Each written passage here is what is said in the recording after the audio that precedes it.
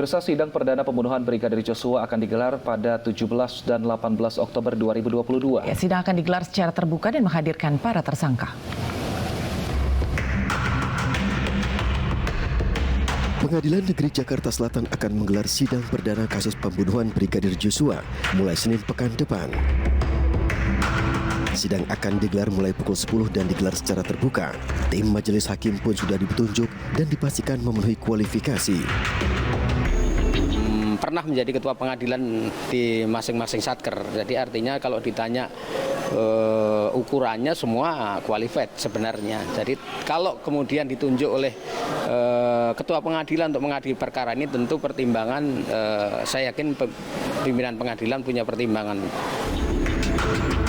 Tersangka yang akan disidang hari Senin yakni Ferdi Sambo, Putri Chandrawati, Kuat Ma'ruf, dan Bribka Riki Rizal. Sementara Barada Eliezer akan disidang mulai 18 Oktober 2022. Tim majelis hakim yang ditunjuk dalam kasus pembunuhan berencana Yosua adalah Wahyu Iman Santosa sebagai hakim ketua, serta Morgan Simanjuntak dan Alimin Ribut Sucono sebagai hakim anggota. Polres Jakarta Selatan pun telah menyiapkan 170 personelnya untuk mengamankan jalannya sidang.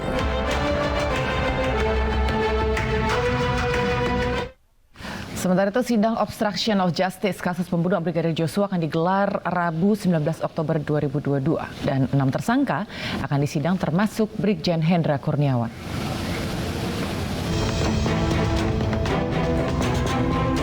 Pengadilan Negeri Jakarta Selatan telah menerima pelimpahan berkas dakwaan 6 tersangka kasus perintangan penyidikan pembunuhan Brigadir Joshua.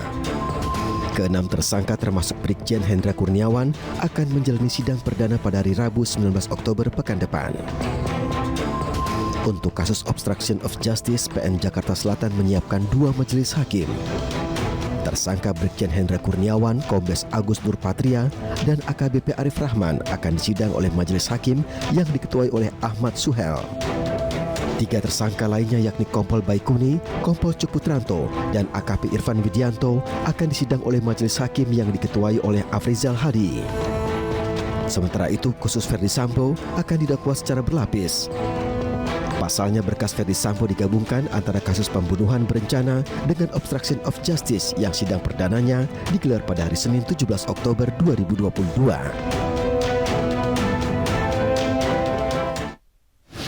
Pemirsa, isak tangis keluarga dan handai taulan mengiringi pemakaman Aremania Helen Priscilla, korban meninggal ke-132 tragedi Kanjuruhan. Dokter mengatakan Helen merupakan korban kritis dalam tragedi Kanjuruhan dan kondisinya terus memburuk karena gagal nafas akut dan juga peradangan organ dalam.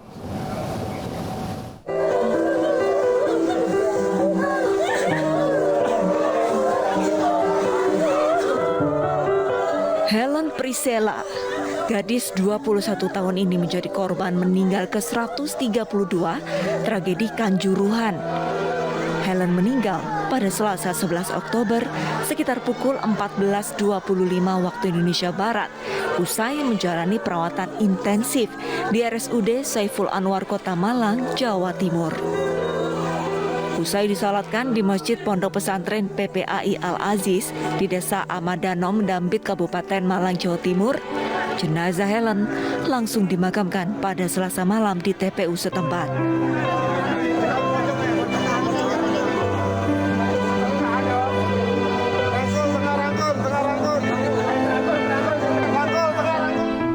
Pihak rumah sakit mengatakan Helen meninggal karena gagal nafas akut.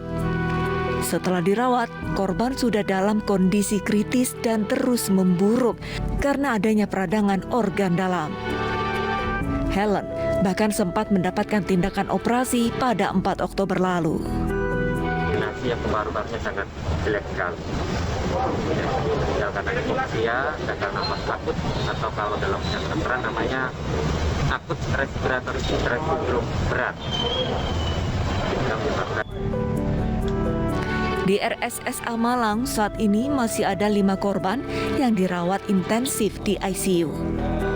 3 diantaranya dalam kondisi berat dan harus menggunakan alat bantu nafas. Dari Malang, Jawa Timur, Denny Irwansyah, iNews melaporkan. Pemirsa, menanggapi pernyataan Polri bahwa korban tragedi Kanjuruhan bukan disebabkan oleh gas air mata yang ditembakkan polisi, Aremania meminta Polri untuk mencoba gas air mata di ruangan tertutup. Terkait pernyataan Polri bahwa gas air mata yang digunakan berkurang efektivitasnya karena sudah kadaluarsa dan korban meninggal bukan karena gas air mata, Aremania meminta Polri untuk mencoba sendiri gas air mata di ruang tertutup.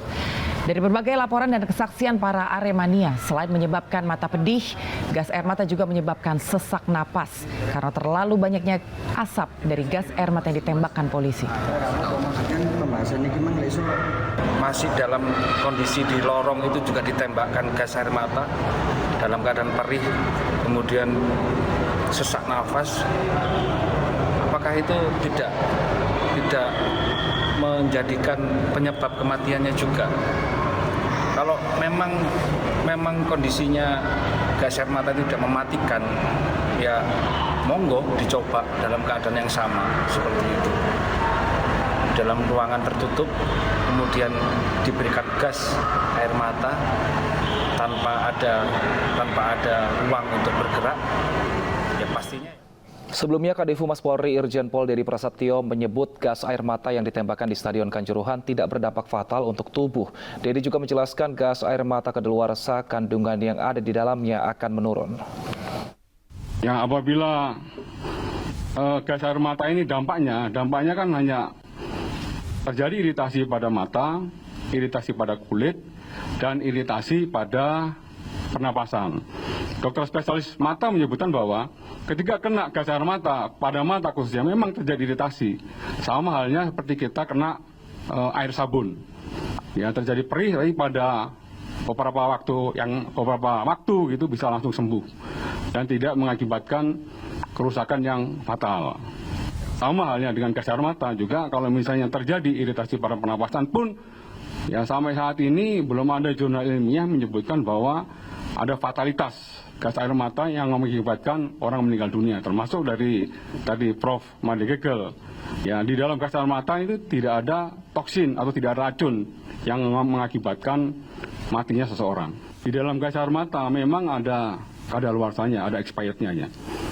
Sedangkan harus mampu membedakan. Ini kimia, beda dengan makanan.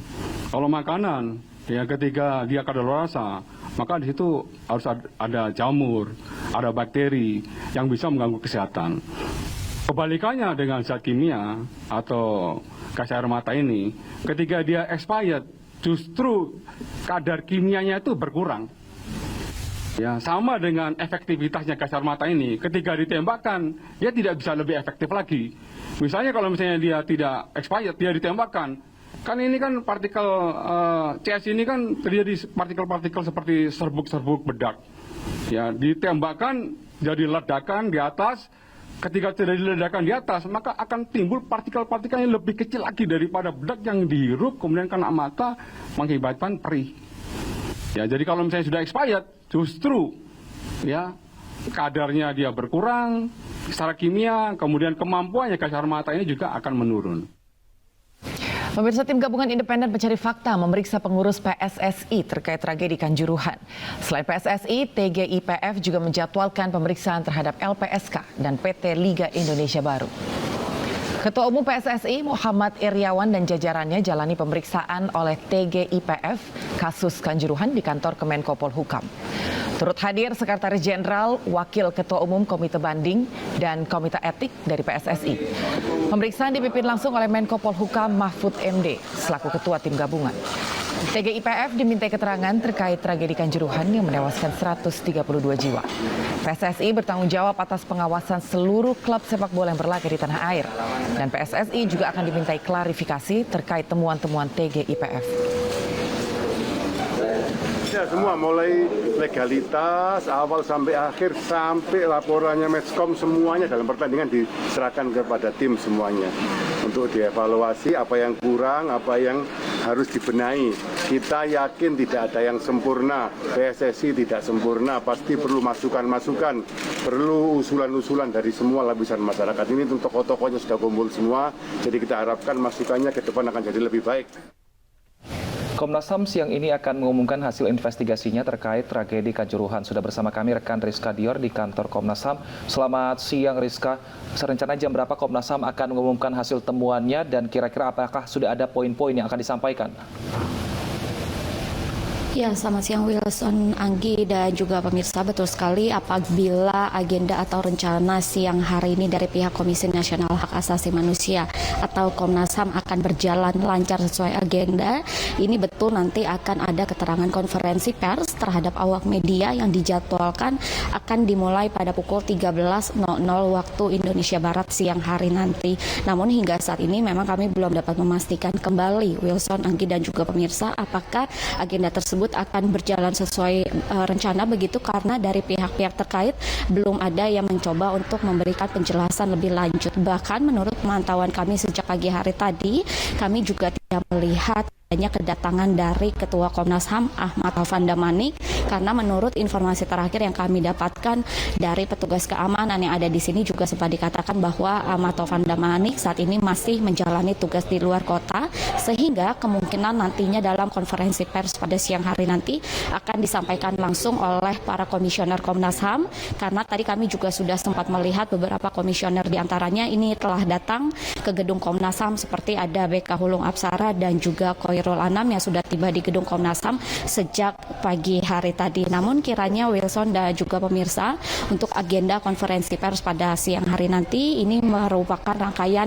agenda dari Komnas HAM dalam menyelidiki tragedi kemanusiaan yang terjadi di Stadion Sepak Bola Kanjuruhan Malang, di mana dalam konferensi pers nanti ini agendanya akan menyampaikan temuan awal yang sudah dilakukan penyelidikan oleh pihak Komnas HAM, karena seperti yang kita ketahui bersama juga dari pihak Komnas HAM sudah sempat melakukan penyelidikan ke Malang dan juga sudah sempat bertemu dengan beberapa pihak terkait seperti dari Arema, juga dari Kapolres Malang, juga beberapa Brimopolri yang ada di sana serta pihak-pihak lainnya. Bahkan kemarin pun dari pihak Komnas HAM juga sudah sempat melakukan pertemuan langsung dengan Kemenko Polhukam dan juga TGIPF, sehingga kami masih akan terus memantau jalannya konferensi pers siang hari nanti mengenai temuan awal yang sudah dilakukan Komnas HAM.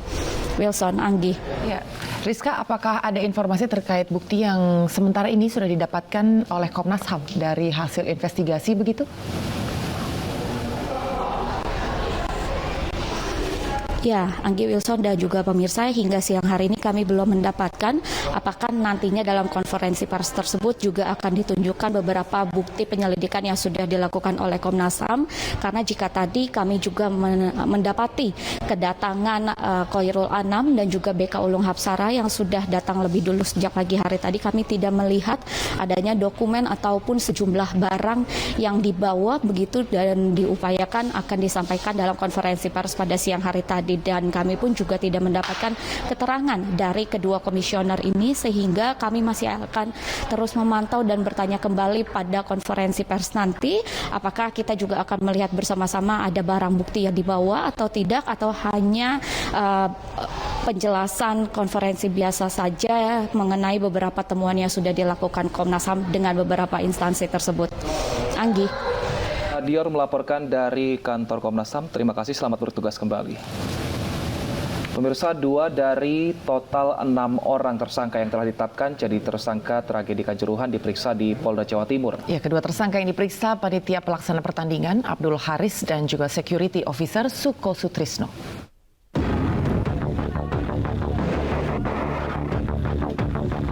Setelah 6 orang ditetapkan menjadi tersangka oleh Kapolri Jenderal Listio Sigit Prabowo 6 Oktober lalu terkait tragedi di Stadion Kanjuruhan, kini penyidik Mabes Polri dan juga Polda Jawa Timur mulai memeriksa para tersangka di Direktorat Reserse Kriminal Umum Polda Jatim.